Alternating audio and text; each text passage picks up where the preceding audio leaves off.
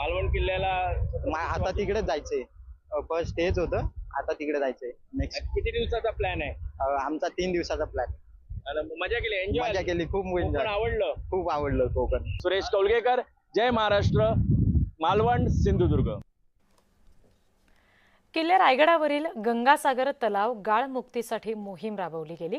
कोकण कडा मित्रमंडळ आणि पुरातत्व विभागाकडून हा उपक्रम राबवण्यात आला. ऐतिहासिक वारशाचा जतन आणि संवर्धनाचा हा प्रयत्न आहे. मोहिमेमध्ये दुर्गप्रेमी इतिहास अभ्यासकांनी सुद्धा सहभाग घेतला.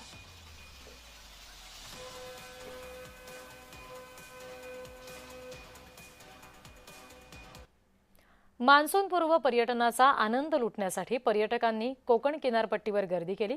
मे महिन्याच्या अखेरच्या आठवड्यामध्ये रत्नागिरी जिल्ह्यातील दापोली, गुहागर आणि इतरही समुद्र किनाऱ्यांवर पर्यटकांची गर्दी पाहायला मिळते. हवामान विभागानं मान्सून केव्हाही दाखल होण्याचा अंदाज व्यक्त केलाय. त्यामुळे सुट्ट्यांचा आनंद घेतल्यानंतर पर्यटक परतीच्या प्रवासाला सुद्धा लागलेत. या संदर्भात गुहागर समुद्र किनाऱ्यावरून आमचे प्रतिनिधी योगेश बांडागळे आपल्याला आणखी तपशील देत आहेत. बघूया.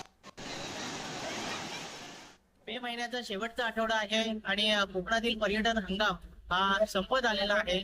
त्यामुळे शेवटच्या आठवड्यात पर्यटकांची रत्नागिरी जिल्ह्यातील समुद्र किनाऱ्यांवर मोठी गर्दी होत आहे. आपण आता आहोत गुहागरच्या समुद्र किनाऱ्यावर. आपण या ठिकाणी बघू शकतो की मोठ्या संख्येने या ठिकाणी समुद्र किनाऱ्यावर पर्यटक आलेले आहेत. खर तर कोकणामध्ये मुंबईचे चाकरमानी असतील, पुण्यातले चाकरमानी असतील, हे मोठ्या संख्येने सुट्ट्यांमध्ये कोकणामध्ये आलेले आहेत. त्याचबरोबर कोकणातील समुद्र किनारे असतील किंवा इथला आंबा असेल, फणस असेल, या सगळ्या ज्या कोकणी रानमेवा आहे त्याचा आस्वाद घेण्यासाठी मोठ्या संख्येनं पर्यटक कोकणामध्ये गेल्या काही दिवसांपासून दाखल झालेले आहेत. खरं तर हवामान विभागाने पाऊस कधीही कोकणात दाखल होईल असा इशारा दिलेला आहे. त्यामुळे येथे शेवटच्या आठवड्यात पर्यटकांची मोठी गर्दी आपल्याला कोकणातल्या समुद्र किनाऱ्यांवर झालेली दिसत आहे. योगेश बांडागळे, जय महाराष्ट्र, रत्नागिरी. आदित्य ठाकरे यांनी अमित ठाकरेंना वाढदिवसाच्या शुभेच्छा दिल्या. अमित ठाकरे यांना त्यांनी भेटून वाढदिवसाच्या शुभेच्छा दिल्या. शिवतीर्थवर ते गेले होते आणि यावेळी अमित ठाकरे यांना आदित्य ठाकरेंनी वाढदिवसाच्या शुभेच्छा दिल्या. इतरही